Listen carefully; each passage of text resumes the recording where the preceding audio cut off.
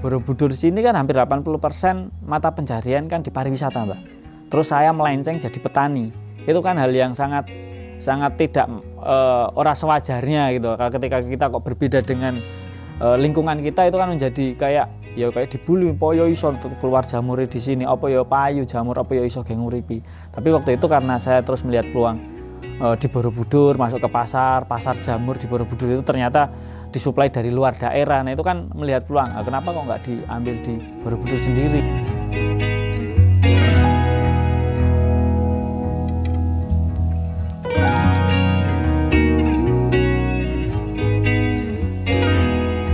Perkenalkan, nama saya Puput Setioko.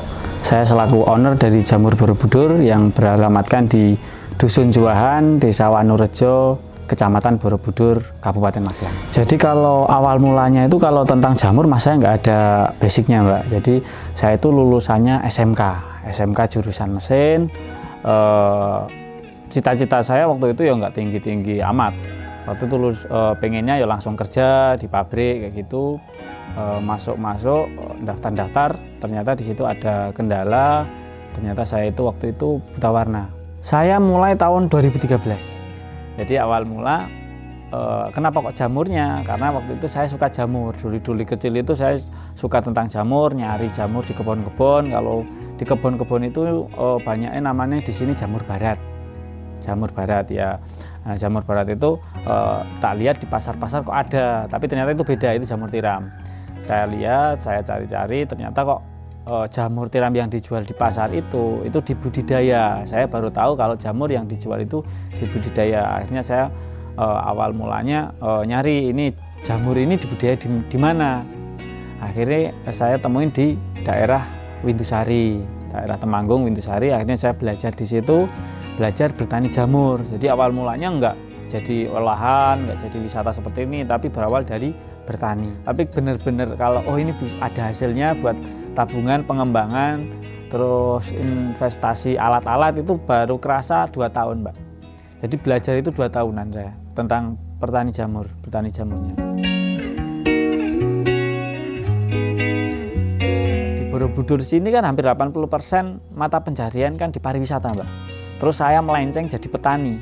Itu kan hal yang sangat tidak ora sewajarnya gitu. Ketika kita kok berbeda dengan lingkungan kita, itu kan menjadi kayak dibully, apa ya iso keluar jamur di sini, apa ya payu jamur, apa ya iso ge nguripi. Tapi waktu itu karena saya terus melihat peluang di Borobudur, masuk ke pasar jamur di Borobudur itu ternyata disuplai dari luar daerah. Nah itu kan melihat peluang, kenapa kok nggak diambil di Borobudur sendiri. Teman-teman yang udah kerja, saya harus keliling jual ke pasar. Nah itu kan juga tantangan sendiri. Kemudian penjualan juga tantangan sendiri, kita harus masuk ke pasar, menawar-nawarkan jualan kita. Itu kan waktu itu ya mentalnya sangat diuji toh. Terus di keuangan juga sama jadi kendala karena modalnya juga belum ada. Wah, kalau modal itu di bawah 1 juta, Mbak. Karena waktu itu modalnya membuat media jamur itu kan bahan bakunya serbuk kayu. Serbuk kayu waktu itu limbah. Terus proses namanya sterilisasi itu dikukus. Kalau awal-awal pengukusan itu kita cuma pakai drum bekas, itu pun harganya 100.000 waktu itu saya masih ingat. Terus ada bahan baku dedak itu dulu sekilonya 1.500, jadi nggak sampai 1 jutaan. Kalau sampai sekarang kita ada budidaya tetap masih jalan. Budidayanya itu pengembangannya malah ke kemitraan. Kita buat kemitraan mereka yang pengen budidaya jamur, terus kita gandeng mereka beli medianya, nanti panennya kita tarik lagi. Terus kita ada pelatihan juga, pelatihan orang yang pengen budidaya, pengen membuat medianya. Karena dulu saya kendala pengen belajar jamur itu tapi nggak ada yang bimbing, nggak ada mentornya. Nah saya buka pelatihan itu juga. Ketika kok mereka sudah belajar, sudah bisa bikin medianya, kita sediakan bahan baku. Jadi kayak menyediakan kayak toko jualan kebutuhan jamur, jualan bibit, F2, jualan plastik, tutup, cincin, kapas, bahan bakunya kita siapkan sampai alat-alatnya. Di olahan kita ada keripik jamur.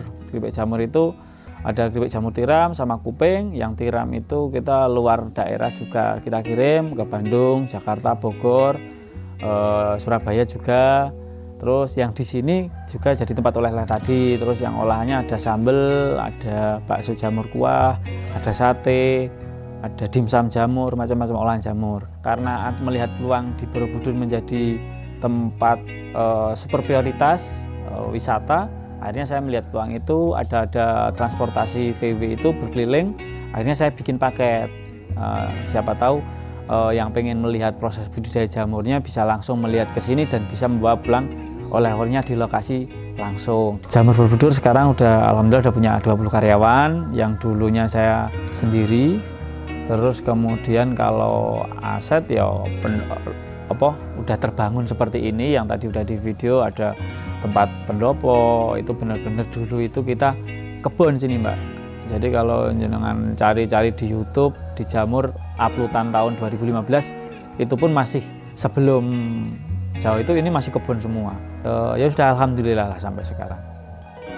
Yang penting kalau di usaha itu tetap ya usahanya penting, marketingnya yang lebih penting, dan relasi. Setelah saya mempelajari branding itu ternyata penting.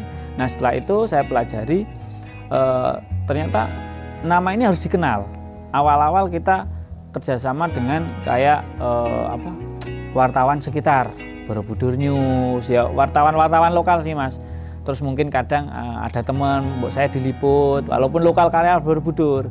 Terus Borobudur mereka dibaca, ada yang baca nih pos, koran kayak gitu. Akhirnya merembet ke pos, koran.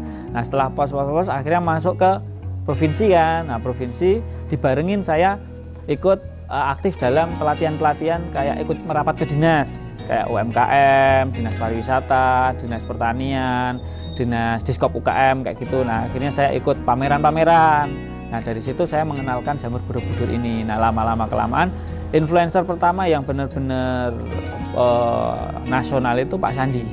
Setelah itu alhamdulillah dikenal langsung. Setiap ada pameran yang di situ ada Pak Sandi, saya ditarik. Nah, ditarik terus sering ketemu di situ, akhirnya menarik influencer lain. Salah satunya kan apalagi waktu itu Pak Sandi masuk ke kementerian.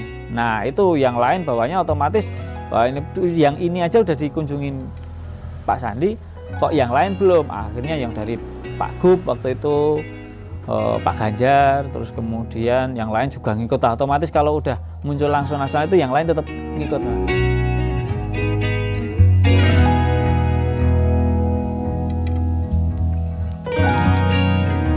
Saya itu dulu cita-citanya, maksudnya target dari usaha jamur itu yang penting sama dengan penghasilan teman-teman.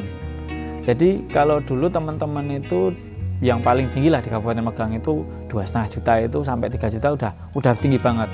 Nah saya mikirnya gimana caranya hasil jualan jamur ini saya sendiri bisa menghasilkan 4 juta. Paling enggak 2 juta buat modal, 2 juta buat gaji lah kayak gitu. Nah itu targetnya saya itu. Jadi kalau tinggal aja 4 juta dibagi 30 hari, berarti satu hari kita targetnya 120 lah, 120.000 itu berarti kita jual sekitar 10 kilo aja. Ya targetnya ya cuma jual jamur mentah 10 kilo, titik, udah.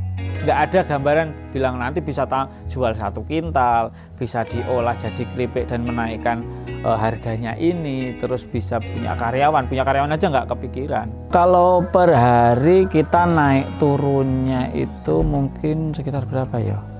Ya di 5-an sih Mbak, 5 jutaan sampai 10 jutaan.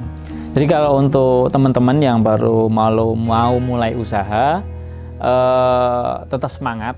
Kegagalan itu pasti akan ditemui dan itu harus disolusikan, bukan ditinggalkan. Terima kasih Punca Media, mari berwirausaha, ciptakan usahamu sendiri.